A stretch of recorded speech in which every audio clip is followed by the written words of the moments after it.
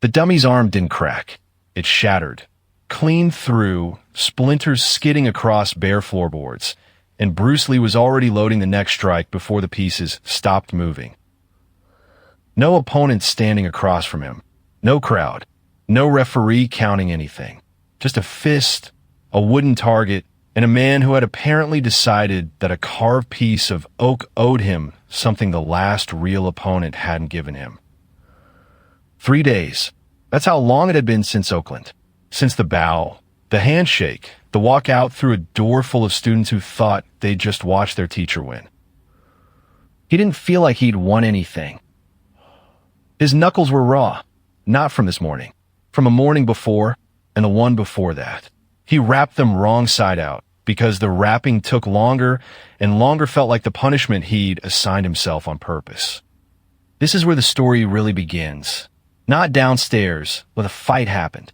Up here, in a room barely large enough for a dummy and a mirror, where nobody was watching, and where Bruce Lee had just declared war on himself.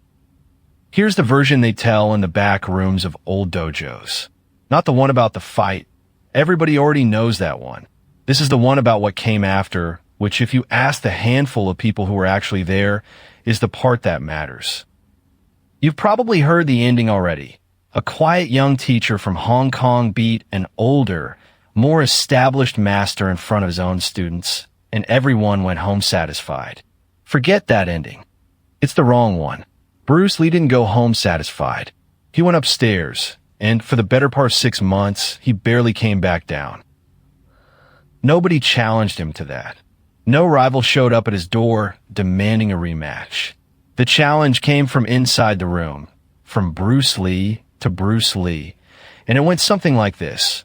Prove that the man who won in Oakland deserves to call himself a martial artist at all. That's not modesty talking. Modesty would have let him enjoy the win for a week. This was something closer to a verdict he delivered on himself, alone, before anyone else got the chance to. Stay with me. This part gets strange because the strangest part of this story isn't the ending. It's the 6 months in between, when a man who had just won a real fight in front of real witnesses decided the fight itself was the problem. This is how it began. 2 days earlier, in a modest storefront school on a street with a paint peeled faster than anyone had money to fix it, Bruce Lee had planted his feet across from a man twice his seniority and made a decision the older master never saw coming. The details of that afternoon are argued over to this day. How long it actually lasted, who threw the first real strike, whether it was ever really about kung fu at all or about something older, whether a school teaching Chinese martial arts to non-Chinese students had any right to exist. I won't pretend to settle that. Nobody who is in that room fully agrees, even now. What almost everyone agrees on is the ending. A single committed strike, thrown low and fast, closed the distance before the older man's guard finished rising. The setup was a half step forward, weight already shifting before the hand moved. The technique itself was straight and economical, aimed not at the chest but slightly past it, driving through rather than at the target. The biomechanics were hips first, shoulder trailing, the kind of sequencing that turned a small man's punch into something that doesn't feel small on the other end. The reaction was immediate. The older master stumbled backward, caught himself against a low table, and did not get back up in time to continue. One witness, a teenage student who'd been sweeping the floor an hour earlier and ended up flattened against the wall along with everyone else, put to me years later like this. I'd seen plenty of sparring. That wasn't sparring. That was somebody solving a problem with his hands. Slow it down, frame by frame, the way Bruce himself would spend the next 6 months learning to do with every technique he owned. The half step forward committed his weight before the older master had finished reading the opening. The strike itself traveled a shorter path than tradition usually allowed, driven by hips rotating a fraction ahead of the shoulder, so that by the time the fist arrived, the whole body was already behind it rather than catching up to it. It's a small detail, the kind only a fighter obsessing over his own footage would notice. But it's exactly the detail Bruce couldn't stop noticing about himself in the weeks that followed, turning a clean win into a private indictment. Bruce Lee won. By every measure that matters in a fight, he won decisively. And that should have been the end of it. Except, and this is the part almost nobody tells you, the fight had taken far longer than it should have. 3 minutes, maybe more, depending on whose memory you trust, for an exchange that Bruce Lee believed, walking out that door, should have ended in 3 seconds. 3 minutes of chasing. 3 minutes of a smaller, faster man failing to close a gap that should have closed itself.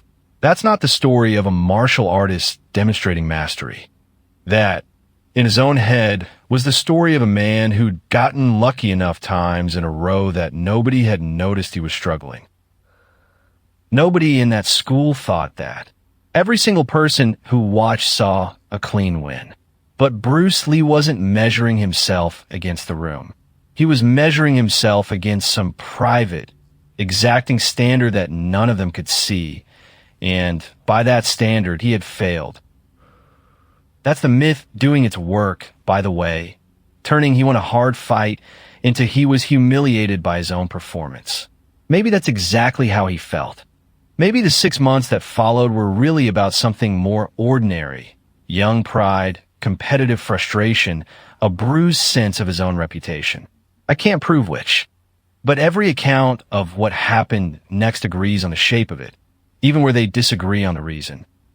2 days after Oakland, this is where the story really begins. He didn't announce anything.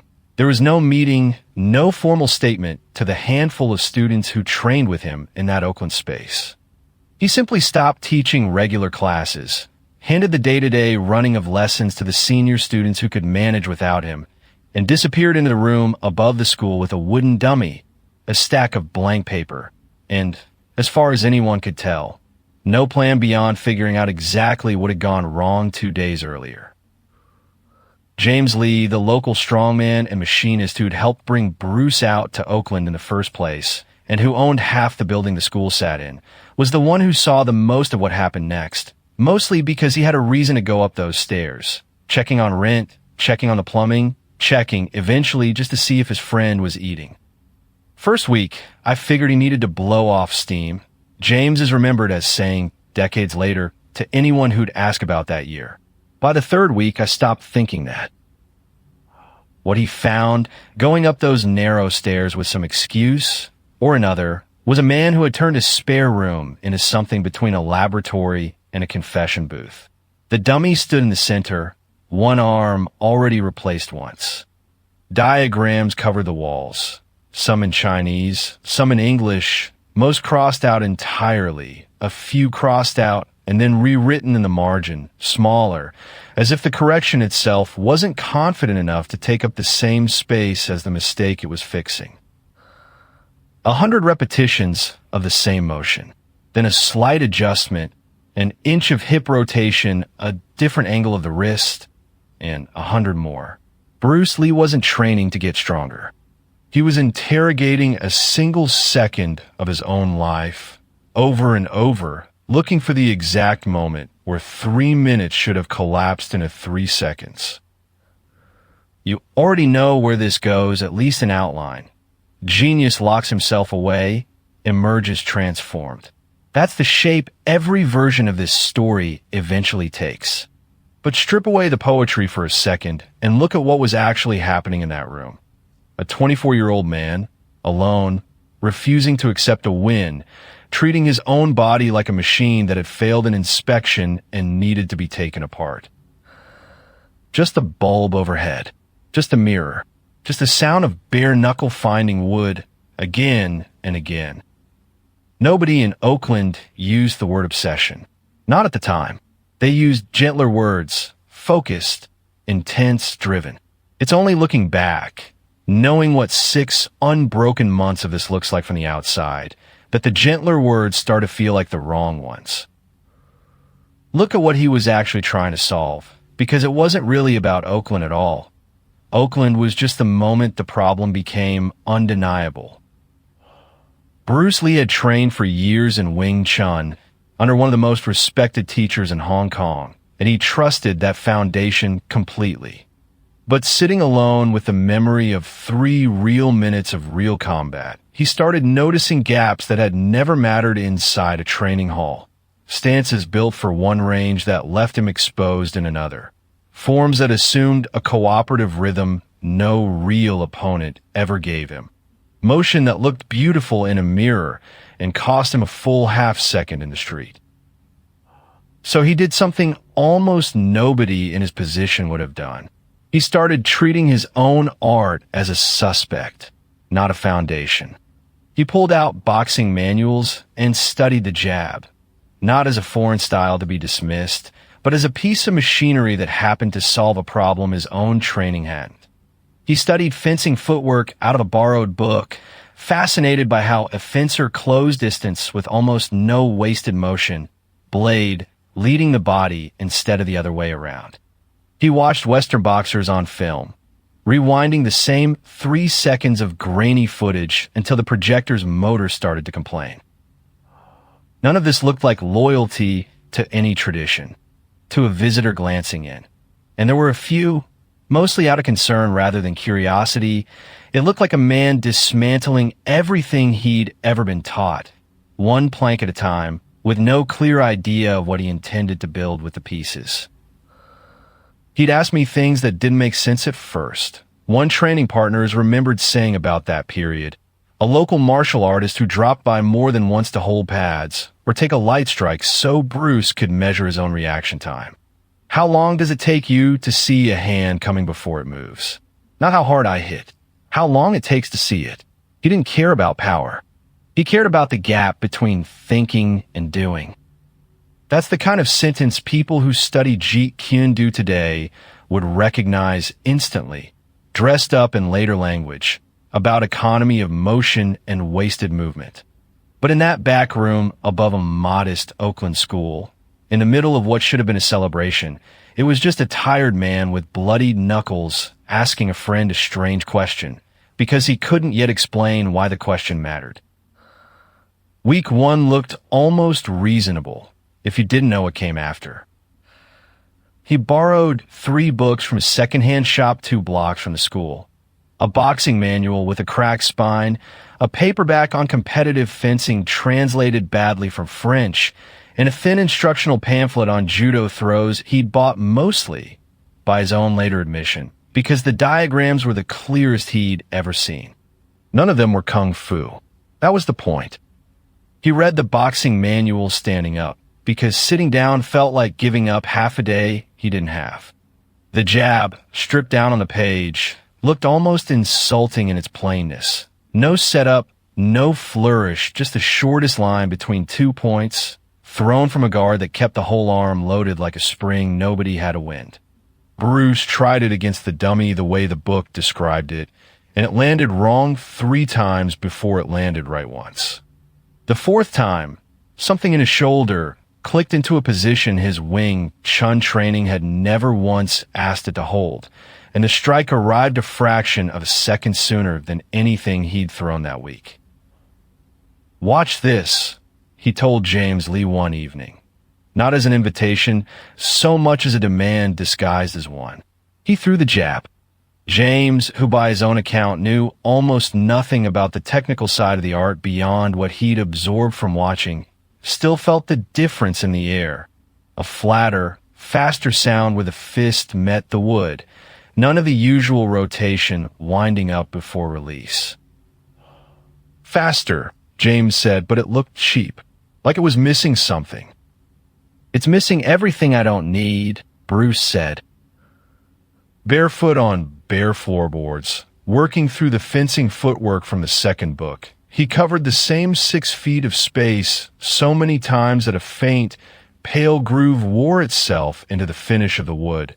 A groove that, by the account of at least one former student who visited the school years later, was still faintly visible in the boards long after Bruce Lee had left Oakland for good. A fencer, the book explained, never really steps. He falls forward, controlled, and catches himself with the same motion that delivers the blade. Bruce practiced the fall for 2 straight nights, before he let himself add a strike to the end of it. Because he didn't trust himself to rush the foundation just because the foundation was borrowed from a sport he'd never once competed in. His feet blistered. He kept training anyway, wrapping them the way he wrapped his knuckles, wrong side out, deliberately, so the discomfort would remind him he hadn't earned the right to stop yet. The film reels came later that first week, borrowed from a friend of James's who worked odd jobs at a local theater and could get hold of newsreel footage nobody else in Oakland had much use for. Grainy black and white boxing matches, mostly a welterweight bout from years earlier, the fighters moving in that strange sped-up, jerky rhythm old film stock always seems to produce. Bruce watched the same 11 seconds of one exchange, perhaps 24 times in a single night, James running the projector back by hand each time, because the rewind mechanism had started grinding under the strain. He wasn't watching the punch, James said, describing that night decades later to anyone who asked. He was watching the half second before the punch. Kept saying the punch was the easy part. The half second before it. That's what nobody teaches you. Somewhere around the 20th pass, the projector's motor let out a long mechanical groan of protest, and Bruce finally said, out loud, to no one in particular, that he thought he'd seen it. The boxer's opponent hadn't been beaten by the fist at all. He'd been beaten by a full stop in his own hips a fifth of a second earlier, a hesitation so small the human I wasn't built to catch it moving at normal speed, and only stubborn repetition, a battered film reel run back there and over there again, could drag it into the light. Nobody in that room would have called this science exactly. There were no stopwatches precise enough in 1965 to confirm what Bruce believed he'd seen. And by his own later admission, he was guessing at gaps of time too small to properly measure with anything he owned. But he trusted the guess enough to spend the rest of that week building drills around it. Drills meant to close a gap nobody else in the room could consistently perceive based on a hunch confirmed by nothing but a scratchy reel of someone else's old fight.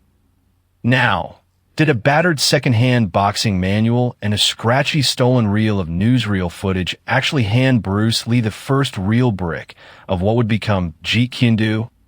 Almost certainly the truth is messier and slower than that. Ideas rarely arrive from a single book on a single night, however good the story sounds. But the shape of it, a man tearing through borrowed disciplines like a burglar looking for one specific tool, that part shows up in every version of this story anyone still bothers to tell. By the end of that first week, the room already looked different from the tidy training space it had been the day he'd walked in with a dummy in a bad mood. Books lay open, spines cracked flat against their own will. A film canister sat unlabeled on the windowsill, waiting to be returned to a projectionist who was starting to wonder if he'd ever see it again. And the dummy had already taken its first real hit of the new approach, a jab thrown low and flat and almost embarrassingly plain, landing exactly where a much more decorated technique had landed 100 times before in roughly half the time. 2 weeks pass before he speaks of any of this to anyone outside that room. By the 6th week, the room had stopped looking like a training space at all. Notebook pages, torn loose and repinned, climbed the walls in overlapping layers, sketches of hand positions, angles marked in degrees, arrows correcting arrows. A section near the window was reserved entirely for failures, techniques he'd tried, tested against the dummy or against whichever patient friend agreed to hold focus midst that week and rejected outright. He didn't throw those pages away. He kept them pinned lower on the wall than the ones that survived, as if a failure deserved documentation just as much as progress did. Picture the room at 2 in the morning, because more than one person who knew him then swears that's when the real work happened. A single bare bulb, a mirror angled just enough to catch his own stance from the side. The dummy, its second arm already showing hairline cracks near the joint, waiting for a third strike that would finish what the first 2 had started. He wasn't refining technique so much as auditing it, testing every motion he owned against one brutal question. Does this earn its place, or is it decoration? A spinning strike that looked impressive in a demonstration got crossed out within days because it cost too much time for too little gain. A stance he'd used since childhood got narrowed by inches because the wider version, however traditional, telegraphed a shift in weight half a second before the strike that followed it. That was the theory. Here's what it looked like in practice. Hundreds of repetitions a night, most of them invisible to anyone who wasn't standing in that specific room. A grown man moving the same 6 inches of space, over and over, chasing a fraction of a second that no stopwatch in 1965 could actually measure, trusting his own body to tell him when it had finally gotten there. Linda, his wife, and by every account, the only person allowed into that room without an excuse, brought food up some nights and stayed only long enough to watch him reset his stance for the 100th time before quietly leaving the plate and going back downstairs. She never once, by any account passed down, asked him to stop.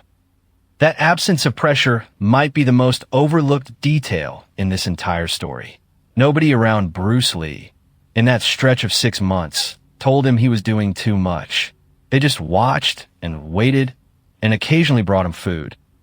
The wall of failures kept growing, and by the 7th week, it had its own rough taxonomy, sorted without anyone asking him to sort it. Technique borrowed wholesale and rejected. Technique borrowed and modified until it barely resembled its source. Technique that was entirely his own and rejected anyway, which turned out to be the largest pile of the 3. One entry on that wall, low near the baseboard where the least successful ideas ended up pinned, reads simply, "Hook off the jab, too much shoulder, too much warning, opponent sees it arrive before it does." Underneath it, in smaller writing, added days later, tried lowering the shoulder. Still too much warning. The warning isn't in the shoulder. It's in the intention. That second note, more than the first, is the one people who've heard this story secondhand tend to remember. Not because the wording is verified, none of it is, but because of what it implies. Bruce Lee had stopped auditing his body and started auditing something closer to his own mind, the fractional moment of decision that arrived even before the muscle knew what to do. He tested it. Of course he tested it. Nothing on that wall was theory for its own sake. He asked the same patient training partner who'd been holding pads and taking light contact all along to stand across from him and simply watch his eyes, nod his hands, and call out the instant he felt a strike coming, before Bruce moved anything at all. I got it right maybe one time in 5. The training partner admitted years later, with the kind of embarrassed honesty that tends to survive retelling better than flattering details do.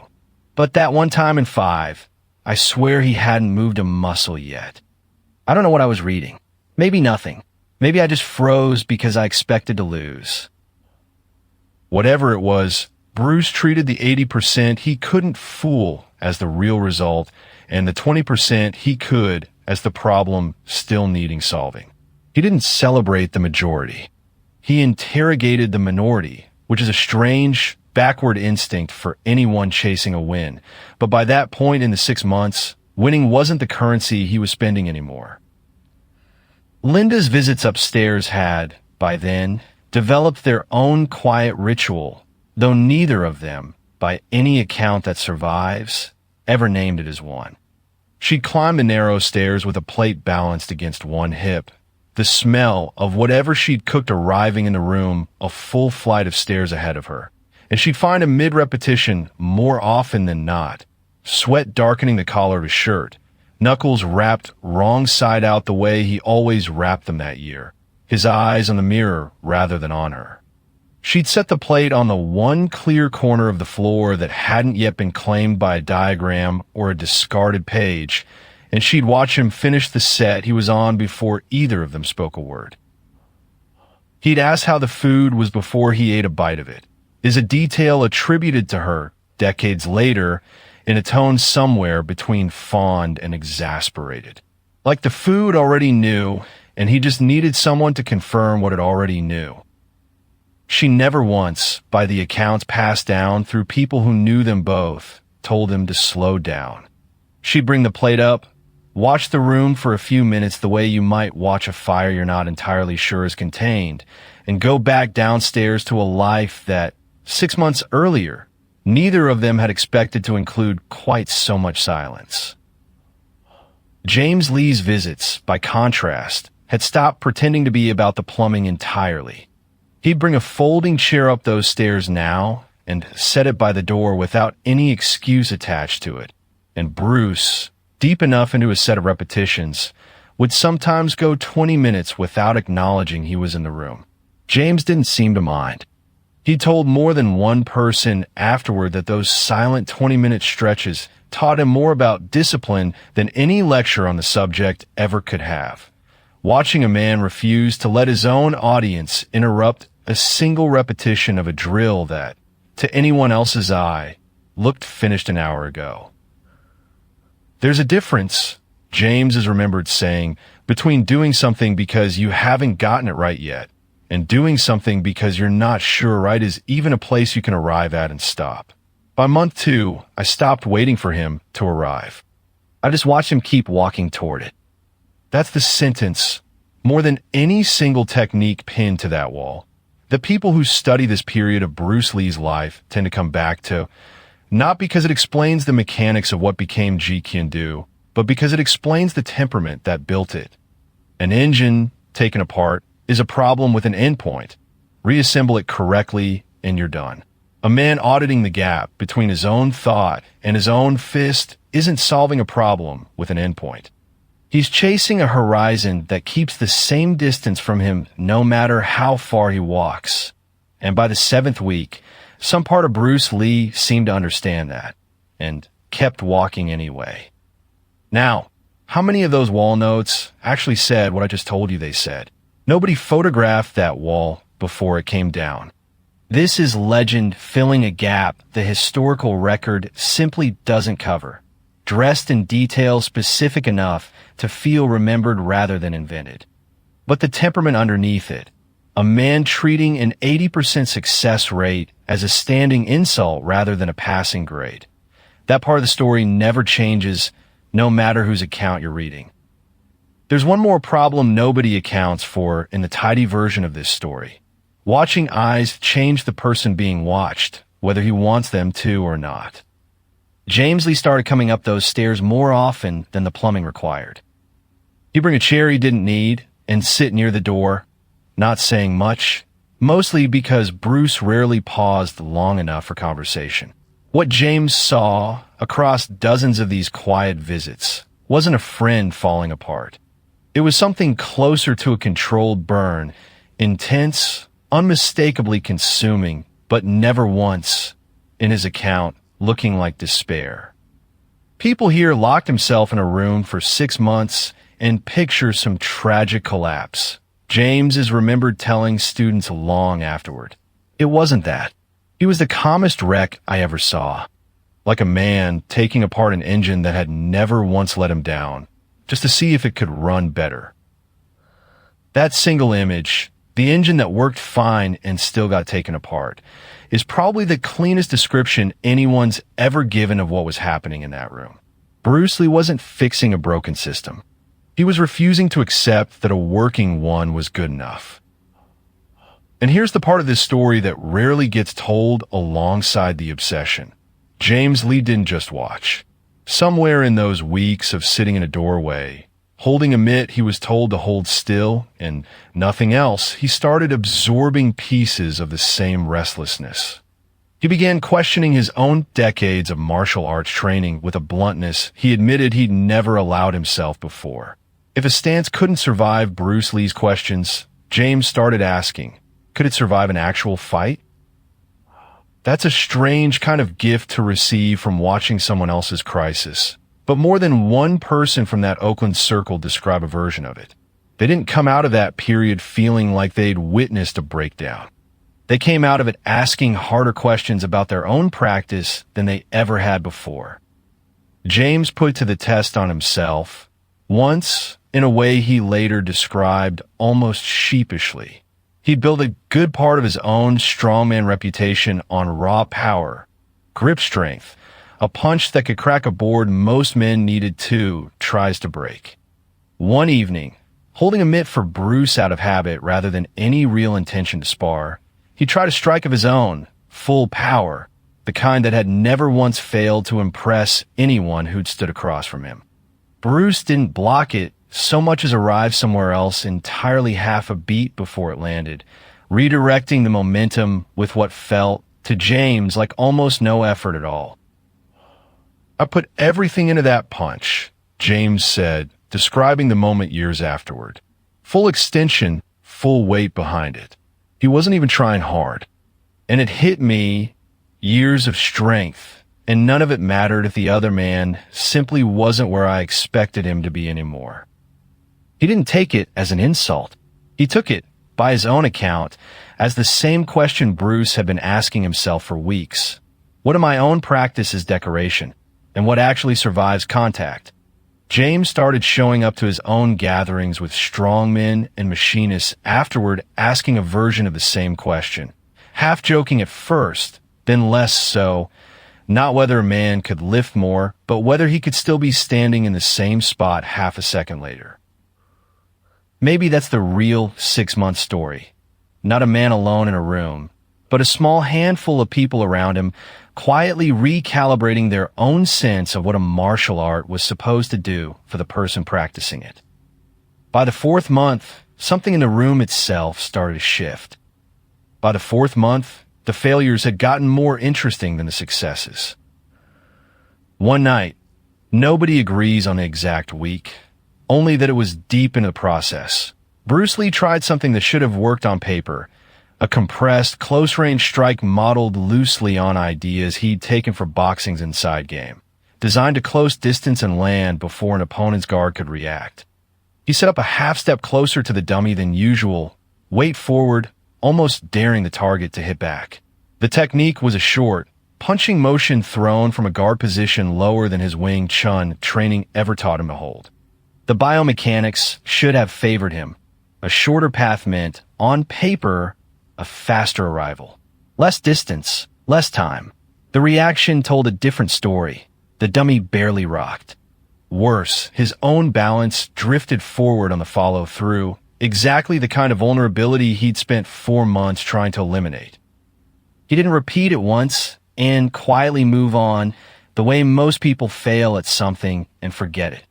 He stood there, by James Lee's account, staring at the dummy's stillness for what felt like a full minute, and said, quietly, almost to himself, that the idea wasn't wrong, but he was still thinking about it as somebody else's technique instead of his own.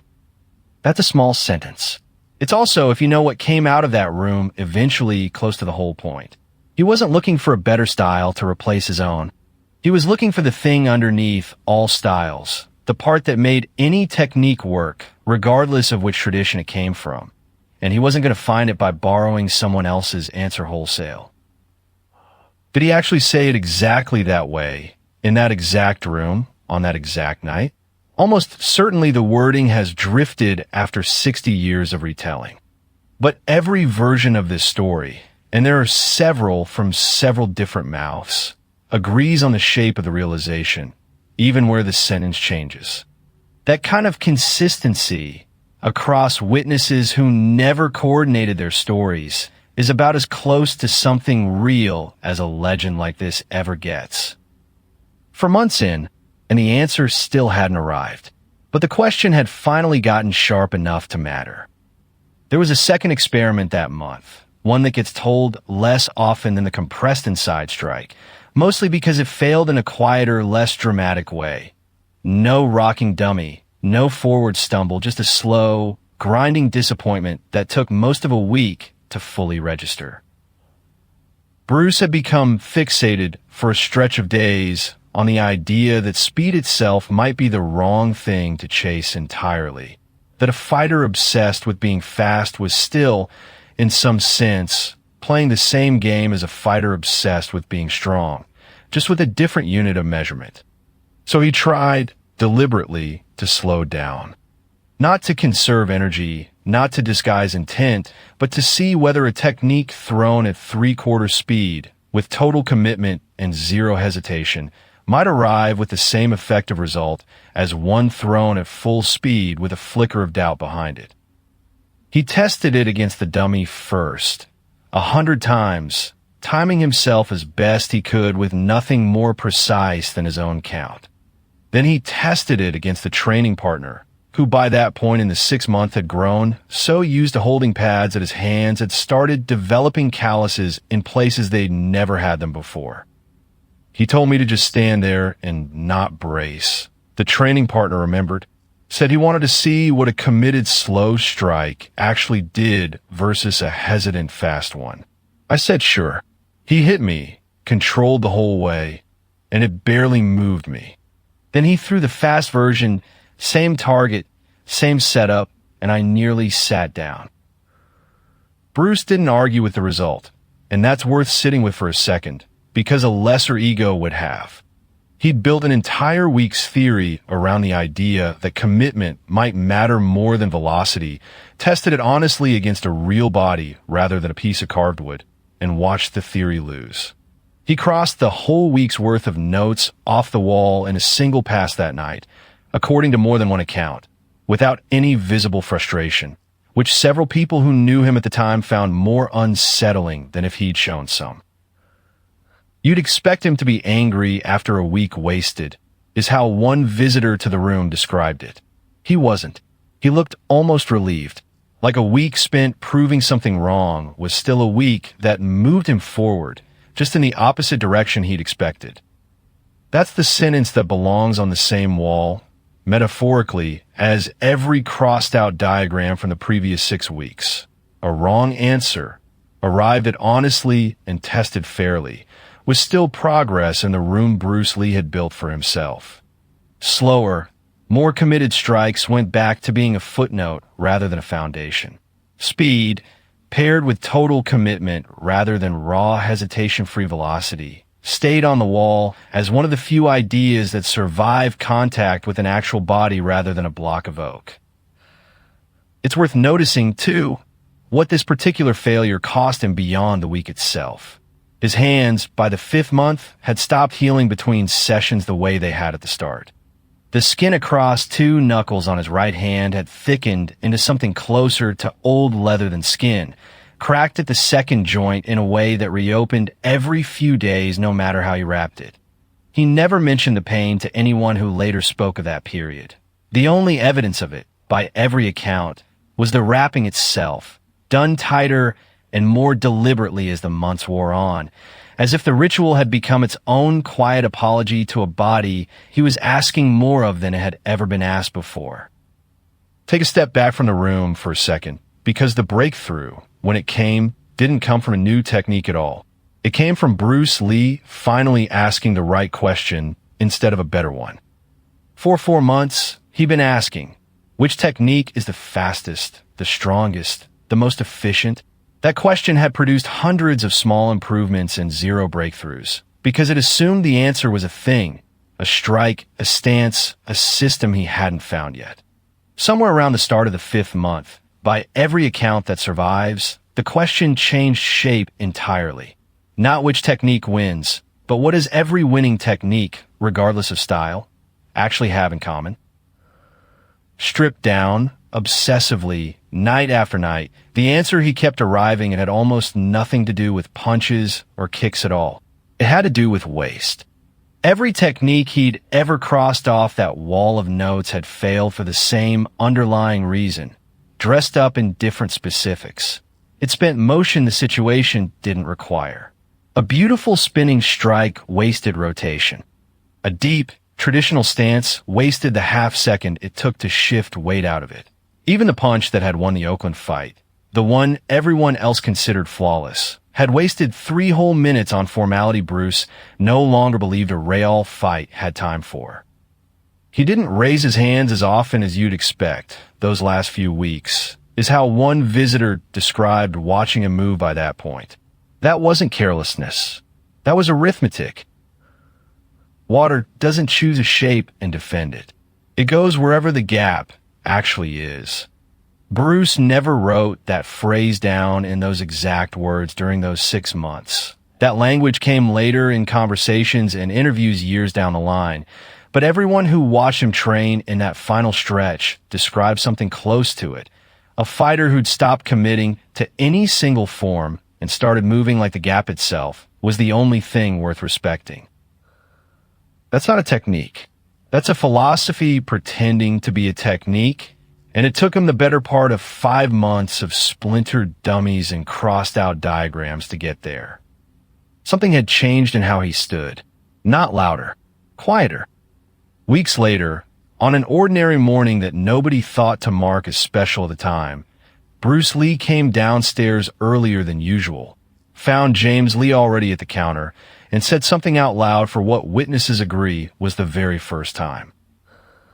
2 words, "J'ai connu," the way of the intercepting fist. He didn't announce it like a discovery. By every account, he said it almost sheepishly, like a private joke he'd been keeping from everyone, including himself, for longer than he meant to. James asked what it meant.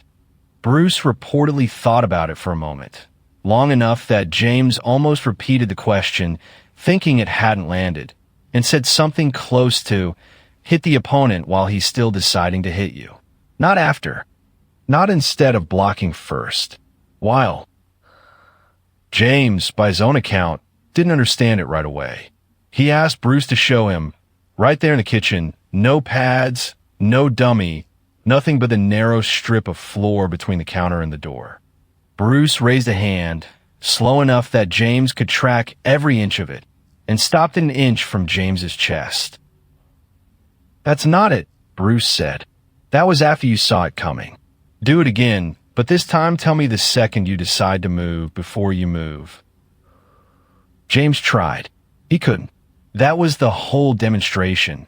Not a technique thrown, but a technique withheld, because the entire 2 words Bruce had just spoken for the first time in his life were built around a gap that couldn't be shown by hitting anything at all. It could only be shown by the space where a hit should have been, and wasn't yet, and the split second in which Bruce chose whether to fill that space or wait. "I still don't fully get it," James admitted, and Bruce reportedly laughed. One of the only moments of unguarded laughter anyone from that period remembers him having in 6 months, and said that was fine because he wasn't sure he fully had it either. He just knew it was the first idea in 6 months that hadn't ended up crossed out on the wall upstairs. It sounds simple, said out loud in a kitchen at 7 in the morning. It wasn't simple.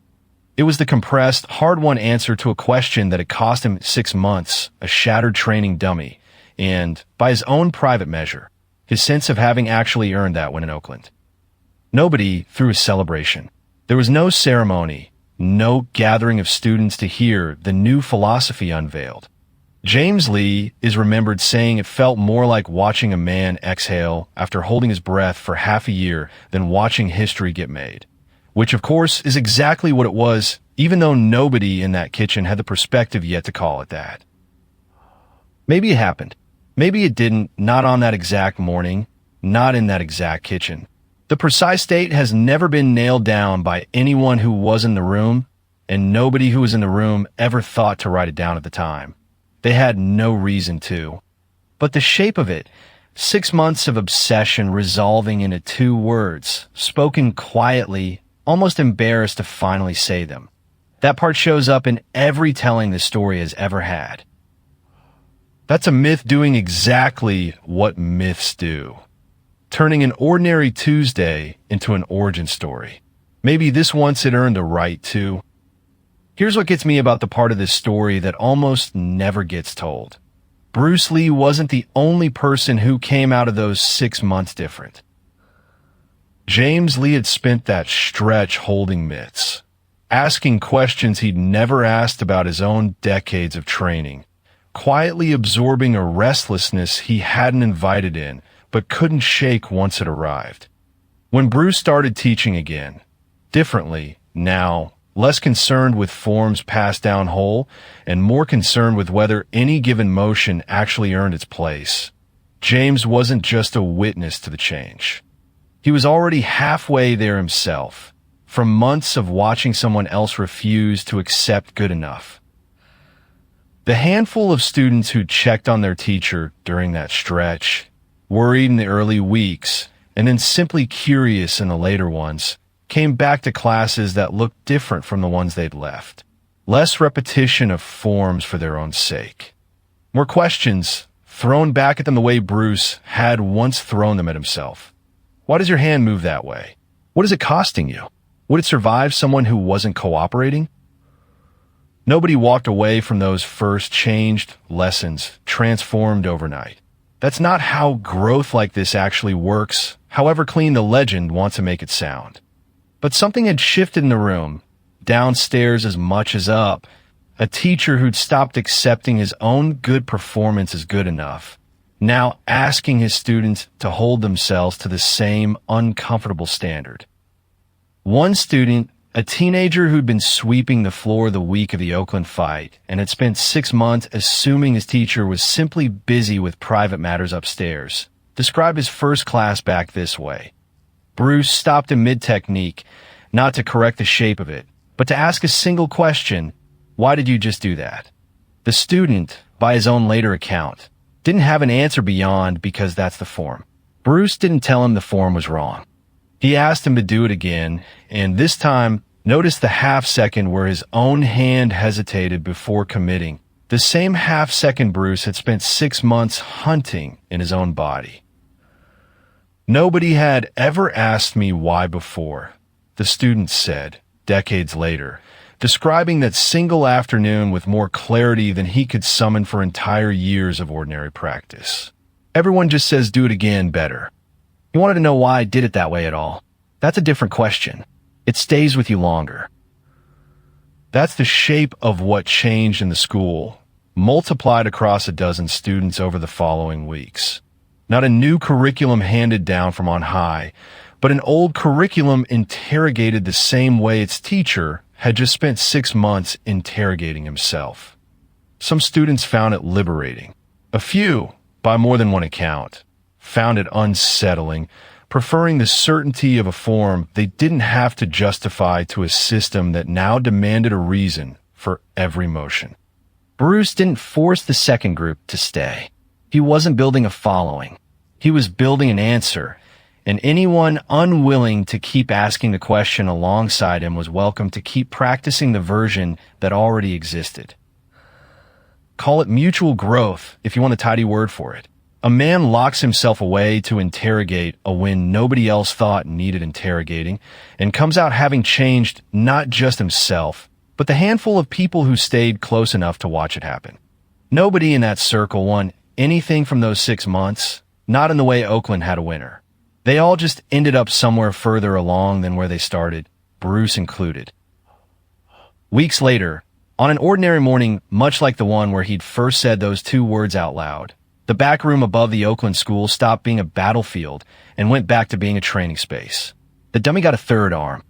The walls got repainted eventually, though nobody remembers exactly when, and most of those pinned up pages were lost long before anyone thought to save them for history. So, how much of that actually happened, exactly the way I've told it? Honestly, almost none of it, in the specific details. Nobody recorded which technique failed on which night, or exactly what James Lee said in that doorway, or the precise words in that kitchen the morning Bruce Lee first said Jeet Kune Do out loud. This is a legend, a story I tell, dramatized and largely imagined, inspired by the real Bruce Lee, not a record of him. But here's what I think is real underneath all of it, and I'd bet a lot on this part. A young man won a fight everyone else considered decisive, and it wasn't enough for him. He didn't celebrate. He interrogated himself, alone, for months, refusing to accept that good enough to win and good enough were the same standard. He tore apart everything he'd been taught, borrowed pieces of things he hadn't been taught, and rebuilt something that didn't fully exist yet, purely because his own performance had disappointed him in a way nobody watching from outside could see. That restlessness, the refusal to let a win be the end of the question, that part I'd bet my life is real. It's the part of Bruce Lee the legend keeps reaching for, Underneath every embellished detail about locked doors and splintered dummies. Not a man who never doubted himself. A man who doubted himself constantly and turned that doubt into 6 months of work instead of 6 months of celebration. Some men become legends because of what they did. Bruce became one because of what he chose not to do. Until the next legend. If this one got you, there are more legends where this came from. Subscribe, and I'll keep telling them.